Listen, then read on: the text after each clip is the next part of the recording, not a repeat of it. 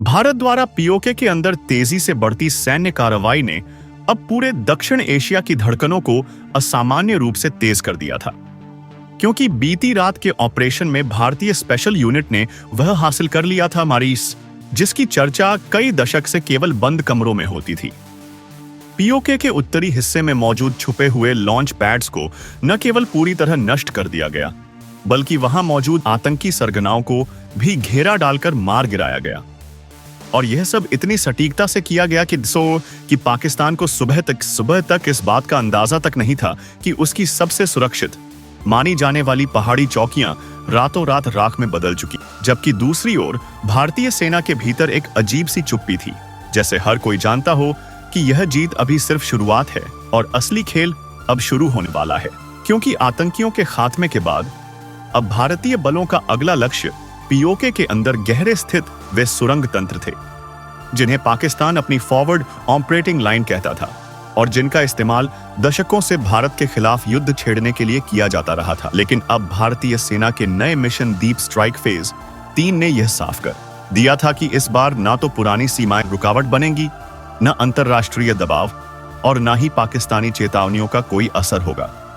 क्योंकि भारत के भीतर जनता का गुस्सा इतना तेज था कि हाल ही में राजधानी में हुए धमाकों के बाद प्रधानमंत्री ने साफ शब्दों में कहा था, अब जवाब सीमा पार जाकर ही दिया जाएगा, और वह भी ऐसे कि फिर कोई दुश्मन आंख उठा ना सके। इसी दृढ़ता के साथ भारतीय विशेष बलों ने पीओके की सबसे कठिन मानी जाने वाली नीलम वैली की ओर बढ़ना शुरू कर दिया था, जहां मौसम भी दुश्मन था और इलाके की बनावट भी। लेकिन भारतीय आर्मी चीफ ने यह साफ कर दिया था कि चाहे मौसम कैसा भी हो, ऑपरेशन किसी भी हालत में रुकेगा नहीं। और इस आदेश के साथ सैकड़ों ड्रोन आसमान में छोड़े गए, जो न सिर्फ इलाके का 3D नक्शा बना रहे थे, बल्कि रियल टाइम में दुश्मन की हर हरकत पर नजर भी रखे हुए थे। और यही वजह थी कि पाकिस्तान की फॉरवर्ड यूनिट्स जब भारतीय प्रगति रोकने के लिए मुकाबले में उतरी, तो उन्हें यह समझ ही नहीं आया कि भारतीय सेना उनके हर कदम से 2 मिनट पहले ही वाकिफ हो चुकी है। दोस्तों, इस पूरे के पूरे घटनाक्रम का सबसे बड़ा मास्टरमाइंड अब आ चुका है। बताएंगे आपको इस वीडियो में। चैनल पर बने रहें। वीडियो को लाइक और चैनल को अगर अभी तक आपने सब्सक्राइब नहीं किया तो चैनल को सब्सक्राइब कर लें और बेल आइकन को जरूर दबा लीजिएगा, ताकि इससे जुड़ी खबर अपडेट आप तक सबसे पहले पहुंचती रहे। और हां दोस्तों, चैनल पर आगे बढ़ने से पहले आप देश के किस जगह, किस कोने से बैठ करके यह वीडियो देख रहे हैं, इसे लिखना बिल्कुल भी मत भूलिएगा। और अगर आप भारत की इस कूटनीतिक क्षमता और भारत की तरफ से लगातार किए जा रहे प्रयासों को लेकर के आप सच में देशवासी मानते हैं, तो कम से कम कमेंट बॉक्स में भारत के लिए एक जय हिंद जरूर लिखिएगा। दोस्तों, अब देरी न करते हुए असल मुद्दे पर आते हैं। जब पाकिस्तानी सेना ने पहली बार भारी तोपें तैनात कर भारतीय इन्फेंट्री को आगे बढ़ने से रोकने की कोशिश की, तभी भारतीय multi barrel rocket launcher Pinaka M3 ने ऐसी अचूक बौछार बरसाई कि पूरी पहाड़ी घाटी गोलों की आग से जगमगा उठी और दुश्मन सेना भागती दिखाई दी। क्योंकि उन्होंने कभी नहीं सोचा था कि भारत इतनी अंदर तक भारी हथियार लेकर आएगा। इस बीच भारतीय वायुसेना के राफेल और तेजस लड़ाकू विमान लगातार एयर कवरेज दे रहे थे और ड्रोन स्वार्म तकनीक ने पाकिस्तान की संचार व्यवस्था लगभग ठप कर दी थी, जिसके चलते पाकिस्तानी कमांडर अपनी ही यूनिट से संपर्क नहीं कर पा रहे थे। और इसके बीच भारतीय कमांडो चुपचाप पीओके के उस मुख्य सुरंग नेटवर्क तक पहुंच चुके थे, जहां से आतंकी प्रशिक्षण शिविरों को सप्लाई दी जाती थी। और रात के अंधेरे में भारतीय कमांडो बिना एक भी गोली चलाए सुरंग के बाहर तैनात गार्ड्स को बेहोश करके पूरे अंदरूनी ढांचे पर कब्जा जमा लिया।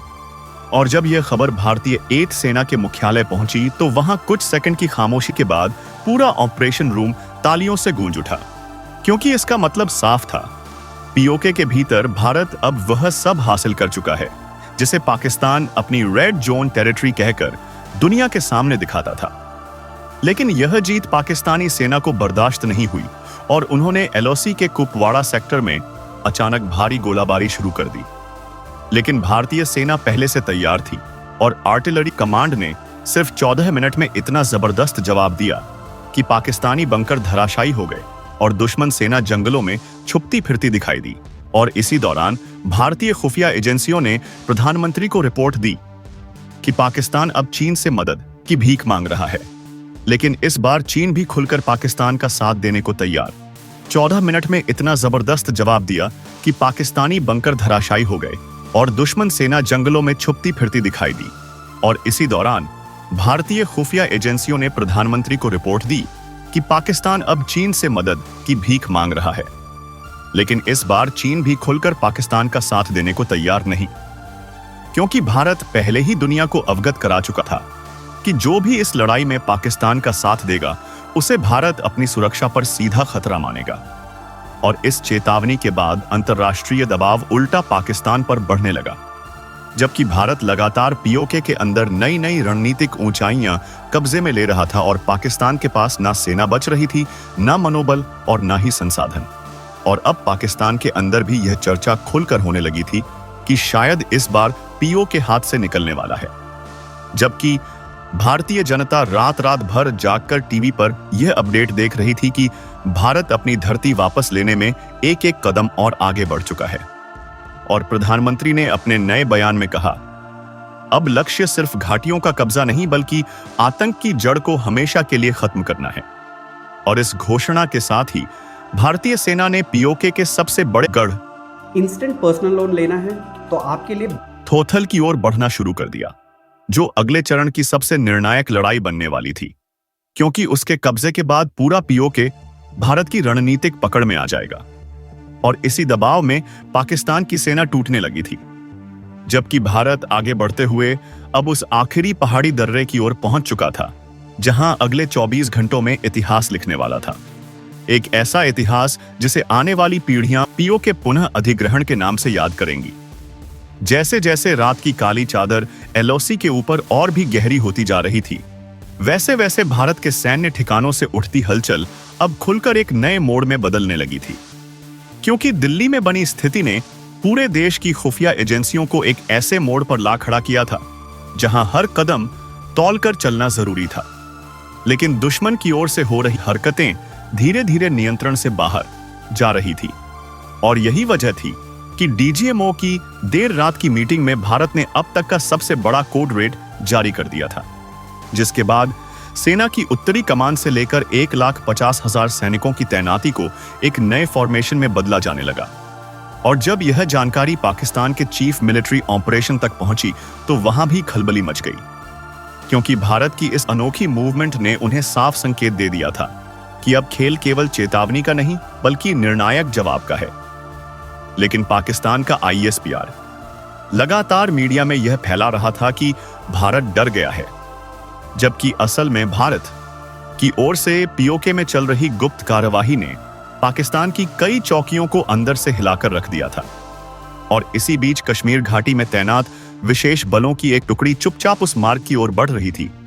जो सीधे उस लॉन्च पैड तक जाता था जहां से पिछले हमले में घुसपैठियों को भेजा गया था। और उसी समय नई दिल्ली में प्रधानमंत्री की सुरक्षा परिषद की मीटिंग चल रही थी, जहां एसएनएसए ने साफ कहा कि हालात अब जवाबी कार्यवाही की मांग कर रहे हैं और यह कार्यवाही केवल एलओसी तक सीमित नहीं रह सकती, क्योंकि पीओ के अंदर बैठे आतंकी ढांचे को खत्म करना अब अनिवार्य हो चुका है। तभी अचानक जम्मू सेक्टर से एक इमरजेंसी रिपोर्ट आती है कि पाकिस्तान की कुछ चौकियों से तोपों को भारत की तरफ घुमाया जा रहा है। और यह रिपोर्ट मिलते ही सेना प्रमुख ने आदेश जारी कर दिया कि सभी अग्रिम चौकियों को फायर रेडी स्थिति में आना होगा। और तभी एक सैटेलाइट इमेज सामने आती है जिसमें स्पष्ट दिखता है कि पीओके के भीतर करीब 20 किलोमीटर के दायरे में पाकिस्तानी सेना अपने हथियारबंद वाहनों को आगे बढ़ा रही है, जिससे यह साफ हो चुका था कि पाकिस्तान या तो भारत की कार्यवाही भांप है या वह खुद कुछ बड़ा करने की फिराक में है। लेकिन भारत की ओर से यह रणनीति थी कि सीधे प्रतिक्रिया ना दी जाए, बल्कि पहले दुश्मन की गतिविधि को पूरी तरह 100% मैप किया जाए ताकि सही समय पर सही बिंदु पर प्रहार किया जा सके। और दूसरी तरफ भारत की खुफिया एजेंसियों को यह भी पता चल चुका था कि पीओके के कोटली और रावलकोट सेक्टर में कुछ आतंकी समूह एक बड़े हमले की तैयारी कर रहे हैं, जिस पर रोक लगाने के लिए विशेष बलों की टीमें अब तक की सबसे गहरी घुसपैठ के लिए तैयार थीं। और इसी दौरान दोपहर से शाम के बीच की खामोशी वाले समय में अचानक एलओसी के पास तैनात भारतीय ड्रोन ने जमीन पर कई संदिग्ध गतिविधियां कैद की, जिन्हें देखकर यह साफ हो गया कि पाकिस्तान किसी भी समय फायरिंग शुरू कर सकता है। पर भारत ने बिना जल्दबाजी के अपनी रणनीति पूरी गोपनीयता से जारी रखी और सभी यूनिटों को निर्देश दिए कि किसी भी प्रहार की शुरुआत भारत नहीं करेगा। लेकिन यदि पाकिस्तान एक भी गोलाबारी करता है तो जवाब केवल गोलाबारी का नहीं बल्कि ठिकानों को नेस्तनाबूद करने वाला होगा। इसी तनावपूर्ण माहौल में रात के 2 बजे भारतीय खुफिया एजेंसी RAW की एक रिपोर्ट आती है कि पाकिस्तान के कब्जे वाले क्षेत्र में कुछ विदेशी लड़ाके देखे गए हैं जो संभवतः किसी बड़े हमले का हिस्सा हो सकते हैं। जिसके बाद प्रधानमंत्री कार्यालय तक बिना देरी के यह सूचना भेजी गई और वहीं भारत के विशेष गुप्त कमांडो दस्ते को एक्टिवेट कर दिया गया, जो ऐसी परिस्थितियों में बिना किसी शोर के अपना मिशन पूरा करने के लिए जाने जाते हैं। और इसी सब के बीच मीडिया चैनलों को भी कुछ जानकारी लीक होने लगी कि LOC पर हालात बिगड़ रहे हैं, जिससे पूरे देश में एक बेचैनी फैलने लगी। लोग सोशल मीडिया पर लगातार पूछने लगे कि आखिर सरकार कब बोलेगी, लेकिन सरकार की रणनीति साफ थी, बोलने से नहीं काम से जवाब देना है। और वह समय अब करीब था, क्योंकि LOC पर तैनात हर सैनिक, हर कमांडर और हर यूनिट अपने मोर्चे पर तैयार खड़ी थी कि जैसे ही आदेश मिले पाकिस्तान के अंदर तक जाकर वह जवाब दे जो आने वाली कई पीढ़ियों को याद रहेगा। उस रात दिल्ली से लेकर श्रीनगर तक आसमान में अजीब सा सन्नाटा पसरा हुआ था, जैसे पूरे देश ने अपनी सांसें रोक ली हों और सब किसी अनदेखी दस्तक का इंतजार कर रहे हों। तभी सेना के स्ट्रेटेजिक कमांड को एक एन्क्रिप्टेड संकेत मिला कि दुश्मन की सीमा के भीतर कुछ ऐसा हलचल शुरू हो चुकी है जो आने वाले घंटों में किसी बहुत बड़े घटनाक्रम का रूप ले सकती है। और इस संकेत के मिलते ही राजधानी में बैठे कमांडर इन चीफ ने तुरंत सभी थिएटर कमांड्स को अलर्ट मोड पर डालते हुए उस ऑपरेशन को एक्टिवेट करने का आदेश दे दिया, जिसके बारे में सिर्फ 5 लोग जानते थे और जिसे पिछले 2 साल से गुप्त रूप से तैयार किया जा रहा था। उसी समय कश्मीर की पहाड़ियों में तैनात स्पेशल रिकॉन यूनिट्स ने बताया कि दुश्मन की ओर से कई मूवमेंट पैटर्न अचानक बदल गए हैं। उनकी पोस्टों पर रात भर जगमगाने वाले फ्लड लाइट्स बंद कर दिए गए हैं और भारी वाहनों की हल्की हल्की आवाजें पहाड़ियों में गूंज रही हैं, जिनसे साफ लग रहा था कि या तो वे किसी बड़ी तैनाती की तैयारी में हैं या फिर किसी छिपे हुए रास्ते से घुसपैठ की कोशिश होने वाली है। लेकिन इस बार भारत पहले से कहीं ज्यादा तैयार था। वहीं दिल्ली में प्रधान मंत्रालय, सेना मुख्यालय और नेशनल सिक्योरिटी ऑफिस के बीच लगातार बैठकों का दौर चलता रहा, जहां उपग्रहों से आई कुछ तस्वीरों ने यह साफ कर दिया कि दुश्मन की आर्टिलरी यूनिट्स को ऐसी जगहों पर खिसकाया गया है जहां से उनका लक्ष्य भारत की अग्रिम चौकियां थीं। और यह देखकर एक पल के लिए सभी के चेहरों पर तनाव साफ नजर आया, मगर साथ ही एक अजीब सी शांति भी थी, क्योंकि भारत ने भी इस बार ऐसा प्लान तैयार कर रखा था जिसकी भनक दुश्मन को जरा भी नहीं थी। इसी बीच कश्मीर की सीमा पर खड़े जवानों ने कई अनजानी रेडियो फ्रीक्वेंसी पकड़ ली, जिनमें दुश्मन सैनिक अपने कमांडरों को तैयार रहो और आदेश का इंतजार करो जैसी बातें बोल रहे थे, जिससे साफ हो गया कि कुछ बड़ा होने वाला है। और तभी भारतीय सेना के सेक्टर कमांडर ने अपने जवानों से कहा, इस बार पहले वार का मौका हम उन्हें नहीं देंगे। इस आदेश के साथ ही फ्रंट लाइन यूनिट्स ने अपनी पोजीशन बदली। ड्रोन टीमों ने आसमान में इलेक्ट्रॉनिक जैमिंग सक्रिय किया और स्पेशल ओस यूनिट्स ने दुश्मन की कई अग्रिम चौकियों का सटीक लोकेशन लॉक कर लिया, ताकि जरूरत पड़ते ही कुछ ही मिनटों में जवाबी एक्शन शुरू किया जा सके। उधर दिल्ली में एक बंद कमरे में चल रही बैठक में ऑपरेशन के उस हिस्से को भी मंजूरी मिल गई, जिसमें दुश्मन की सबसे सुरक्षित चौकियों पर डायरेक्ट स्ट्राइक की संभावना शामिल थी। और यह मंजूरी मिलते ही पूरे सिस्टम में एक ऐसी ऊर्जा दौड़ गई जैसे देश की धड़कनें तेज हो गई हो। रात गहराती जा रही थी, पहाड़ों में तेज हवाएं चल रही थी, आसमान में बादल नीचे झुककर मानो सिर्फ उसी इलाके को देख रहे हो। तभी अचानक भारतीय निगरानी ड्रोन ने दुश्मन की एक बड़ी यूनिट को अपनी पोजीशन छोड़कर जंगलों की ओर बढ़ते हुए देखा। और इस बार भारतीय सेना ने इंतजार नहीं किया, सिर्फ 2 शब्द का आदेश मिला,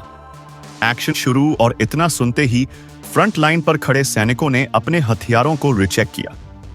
आर्टिलरी यूनिट्स एक्टिव हो गई और स्पेशल ऑब्स टीमों ने अपनी पोजीशन लॉक कर ली, क्योंकि अब जो होने वाला था वह सिर्फ एक ऑपरेशन नहीं था, बल्कि आने वाले कई दशकों की दिशा तय करने वाला ऐतिहासिक क्षण था।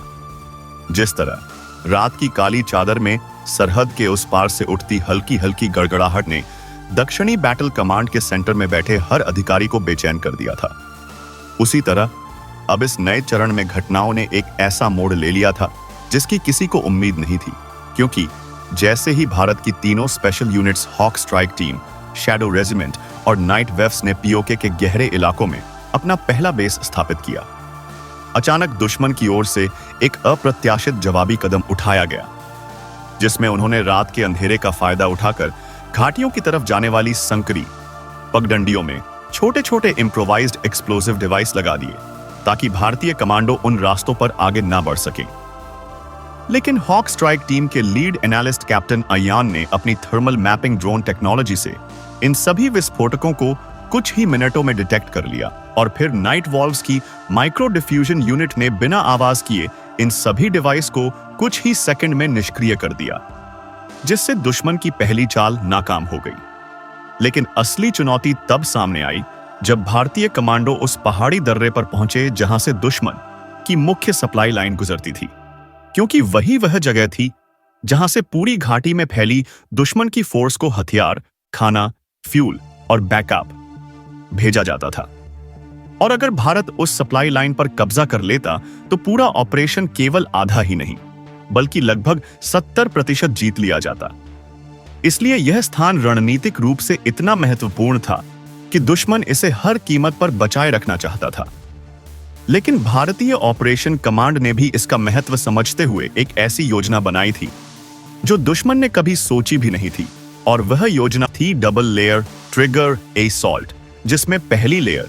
में भारत की शैडो रेजिमेंट पहाड़ियों की ऊंचाई से दुश्मन की गतिविधियों पर नजर रखती, जबकि दूसरी लेयर में नाइट वॉल्व्स जंगल की तरफ से चुपचाप नीचे उतरकर सप्लाई लाइन के बिल्कुल किनारे तक पहुंचते। लेकिन जैसे ही भारतीय कमांडो इस डबल लेयर पोजीशन में आए, अचानक मौसम में बदलाव आ गया। तेज हवाएं चलने लगी, बादल नीचे उतर आए और इतनी घनी धुंध छा गई कि 15 मीटर से आगे कुछ दिखाई नहीं देता था। और ऐसी स्थिति में ड्रोन और सैटेलाइट का रियल टाइम फीड भी लगभग बेकार हो गया। लेकिन भारतीय कमांडर जनरल वेणुगोपाल ने ऑपरेशन को रोकने की बजाय एक नया निर्देश जारी किया। अब ऑपरेशन धुंध का फायदा उठाकर किया जाएगा, क्योंकि जब दुश्मन को भी कुछ दिखाई नहीं देता था तो भारतीय कमांडर जनरल वेणुगोपाल ने ऑपरेशन को रोकने की बजाय एक नया निर्देश जारी किया। अब ऑपरेशन धुंध का फायदा उठाकर किया जाएगा, क्योंकि जब दुश्मन को भी कुछ दिखाई नहीं देता था तो भारतीय कमांडर जनरल वेणुगोपाल ने ऑपरेशन को रोकने की बजाय एक नया निर्देश जारी किया। अब नहीं दे रहा था तो भारतीय कमांडो के लिए यह मौका बिल्कुल सोने पर सुहागा था। और फिर जैसे ही रात के 1:17 पर घड़ी की सुइयां आगे बढ़ी, उसी धुंध की आड़ में शैडो रेजिमेंट ने सबसे ऊंची चोटी से दुश्मन की सप्लाई लाइन वाली सड़क के दोनों किनारों पर बने चौकियों को चिन्हित किया, और नीचे नाइट वोज ने उस सड़क की सतह पर लगे हुए छोटे मोटे मोशन सेंसरों को बाईपास करने के लिए अपनी विशेष पल्स ड्रॉप तकनीक का इस्तेमाल किया, जो एक ऐसी बिना आवाज वाली इलेक्ट्रोमैग्नेटिक वेव थी जो सेंसर को कुछ सेकंड के लिए निष्क्रिय कर देती थी। और बस इतना होते ही भारतीय कमांडो के यह रास्ता बिल्कुल साफ हो गया। इसके बाद उन्होंने चुपचाप उस सप्लाई लाइन पर कब्जा कर लिया और एक भी गोली चलाए बिना पूरी सड़क को अपने नियंत्रण में ले लिया। लेकिन वास्तविक ड्रामा अब भी शुरू होना था, क्योंकि सप्लाई लाइन पर कब्जा होते ही दुश्मन को लगा कि पूरा रास्ता नष्ट कर दिया गया है, जबकि सच यह था कि भारत ने रास्ता नष्ट नहीं किया बल्कि उसे प्रयोग में लाने से रोका था। और तभी दुश्मन ने अपता आते ही अपनी सबसे खतरनाक यूनिट ब्लैक हॉक ब्रिगेड को मैदान में उतारा, जो अपने क्रूर हमलों और अचानक किए गए प्रहारों के लिए जानी जाती थी। लेकिन भारतीय कमांडो ने उन्हें सीधा मुकाबला देने की बजाय एक मानसिक जाल बिछाया, जिसमें उन्होंने सप्लाई लाइन के बीचों बीच कुछ खुले इलाकों में कुछ ऐसे नकली सैन्य उपकरण और नकली एक्टिविटी के संकेत छोड़े कि दुश्मन की ब्रिगेड सीधा उन्हीं पॉइंट्स पर हमला करने लगी। लेकिन उन्हें क्या पता था कि असली कमांडो तो पहाड़ियों की ढलानों पर पहले से ही पोजीशन लेकर उनका इंतजार कर रहे थे। और जैसे ही ब्लैक हॉक ब्रिगेड ने अपनी पोजीशन लेकर हमला शुरू किया, शैडो रेजिमेंट ने ऊंचाई से उनके करीब 20% दस्ते को केवल 19 सेकंड में निष्क्रिय कर दिया और बची हुई ब्रिगेड घबराकर पीछे हटने लगी। लेकिन उनकी वापसी का रास्ता भी नाइट वॉल्व्स ने पहले से ही घेर रखा था और इस तरह दुश्मन की सबसे खतरनाक ब्रिगेड कुछ ही मिनटों में बेअसर हो गई। इसके बाद भारतीय कमांडो सप्लाई लाइन के और अंदर बढ़े और वहां छिपे एक गुप्त कम्युनिकेशन बंकर को खोज निकाला, जो दुश्मन की सबसे बड़ी कमजोरी था, क्योंकि उस बंकर के माध्यम से ही पूरी घाटी में स्थित दुश्मन के छोटे बड़े सभी कैंपों को निर्देश भेजे जाते थे। और जब कमांडो उस बंकर तक पहुंचे तो उन्होंने पाया कि बंकर में एक सुपर इनक्रिप्टेड सिस्टम लगा हुआ है, जिसे तोड़ना लगभग नामुमकिन था। लेकिन हॉक स्ट्राइक टीम के साइबर विशेषज्ञ लेफ्टिनेंट ईशान ने केवल 11 मिनट 24 सेकंड में उस सिस्टम को लाइव डिक्रिप्ट कर लिया और बंकर में छिपे सारे कोड, सारे लोकेशन, सारे संदेश और दुश्मन की अगली चाल का पूरा ब्लूप्रिंट हासिल कर लिया। और जैसे ही यह डाटा भारत के कमांड सेंटर पहुंचा, पूरे ऑपरेशन की दिशा बदल गई, क्योंकि अब भारत को दुश्मन के हर कदम के बारे में पहले से पता था और अब लड़ाई का अगला चरण भारत की तरफ से शुरू होने वाला था। एक ऐसा चरण जिसमें दुश्मन को उनकी ही धरती पर मनोवैज्ञानिक तरीके से घेरकर पूरी घाटी को सुरक्षित किया जाना था। लेकिन उस अगले चरण को भारतीय कमांड ने शीश एक नाम दिया, ऑपरेशन साइलेंट डोमिनेशन। और इस नाम का मतलब था कि अब लड़ाई बंदूकों से नहीं बल्कि दिमाग और रणनीति से जीती जाएगी। और जैसे ही अगले चरण का काउंटडाउन शुरू हुआ, पूरी घाटी में एक ऐसी घुटन भरी खामोशी फैल गई जैसे हवा भी अपनी सांसें रोककर इस लड़ाई के अगले मोड़ का इंतजार कर रही हो। भारत के ऑपरेशन की दूसरी रात जैसे जैसे गहराती गई, वैसे वैसे हालात और भी ज्यादा तनावपूर्ण होते गए, क्योंकि गुप्त रिपोर्टों के अनुसार पाकिस्तान की सेना अपने कई इलाकों को अचानक खाली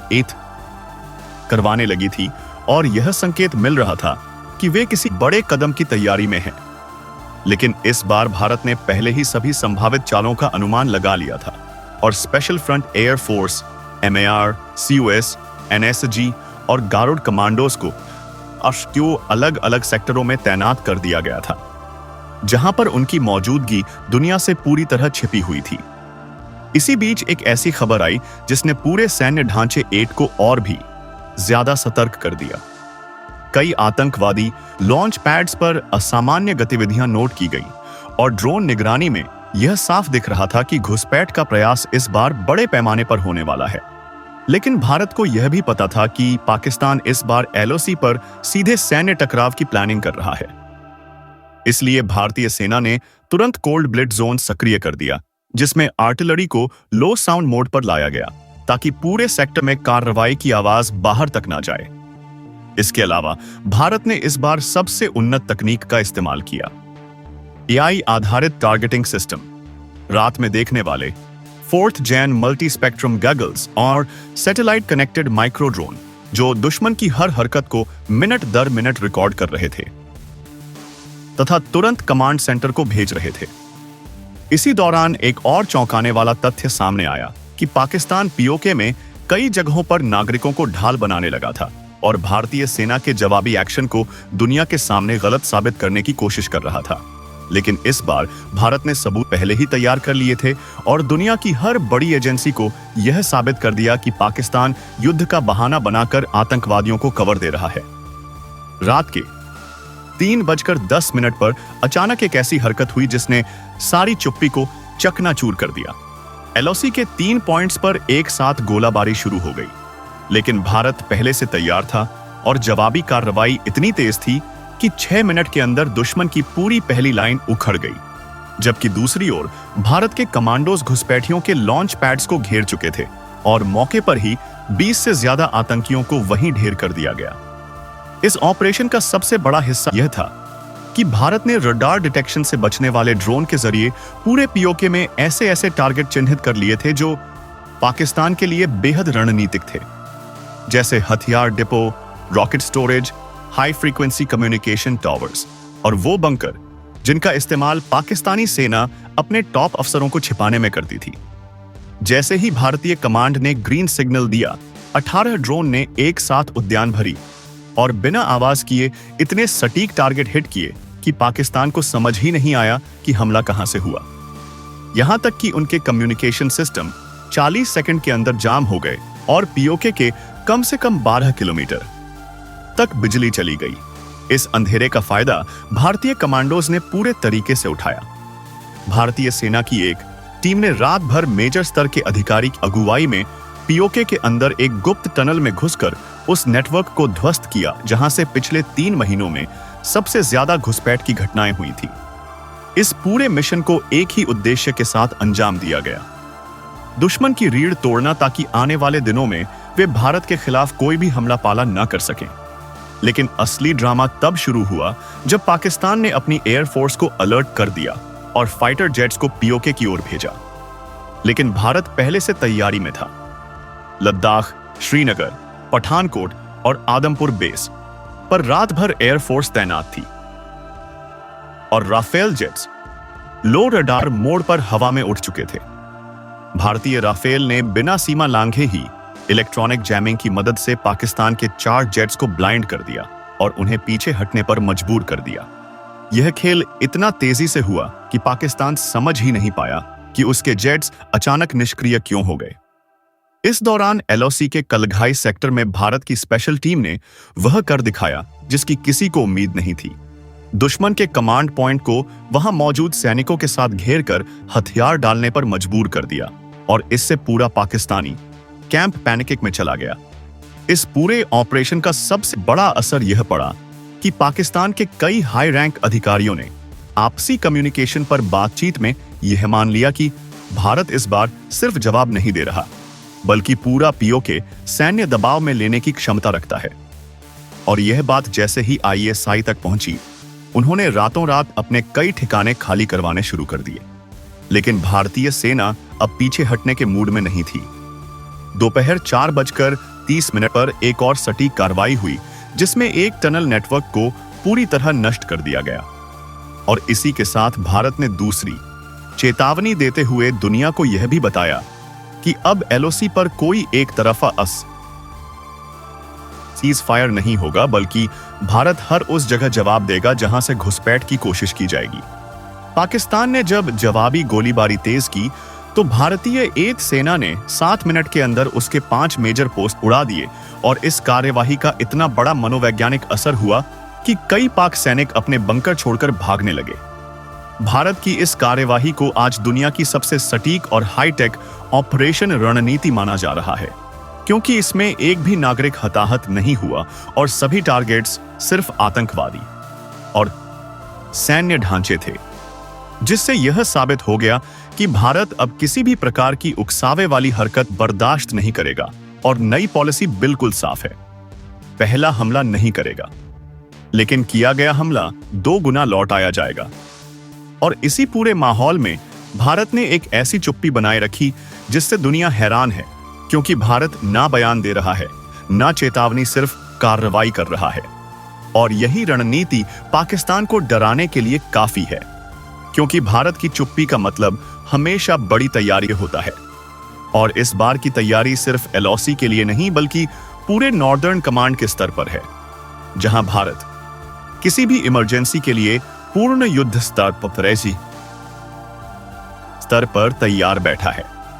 भारत की सुरक्षा एजेंसियों और थल सेना के उच्च अधिकारियों के बीच रात भर चली बैठकों के बाद आखिरकार वह क्षण आ गया जब ऑपरेशन की सबसे गोपनीय लेयर को सक्रिय किया गया, जिसे इंटरनल कोड में शून्य रेखा विस्तार कहा जाता था, क्योंकि इसके तहत सेना को ऐसी रणनीतिक जगहों पर आगे बढ़ना था जहां से पाकिस्तान की आंतरिक गतिविधियों, पीओके में उनके लॉन्च पैड्स, आतंकी कॉरिडोर और उन सुरंगों पर पूरी तरह कब्जा किया जा सके, जिनका इस्तेमाल पिछले कई महीनों से भारतीय सीमा में घुसपैठ के लिए किया जा रहा था। और यह दावा तो अब उपग्रह चित्रों ने भी पुष्ट कर दिया था कि पीओके के उत्तरी हिस्से में स्थित पहाड़ी दर्रों के अध्ययन नीचे 11 नई सुरंगें बनाई गई थी, जिनमें हथियार डंप, ड्रोन लॉन्च स्टेशन और कम्युनिकेशन जैमर लगाए गए थे। इन्हीं सुरंगों को नष्ट करने के लिए भारत ने अपनी स्पेशल फ्रंटियर फोर्स को तैनात किया, जो रात के अंधेरे में काले हिमश्वेत सूट पहने पूरी तरह साइलेंट मोड में आगे बढ़ते हुए पहाड़ी चट्टानों के किनारों पर रस्सियां डालकर नीचे उतरी और वहां मौजूद 5 पाकिस्तानी पोस्ट को बिना एक भी गोली चलाए कब्जे में ले लिया।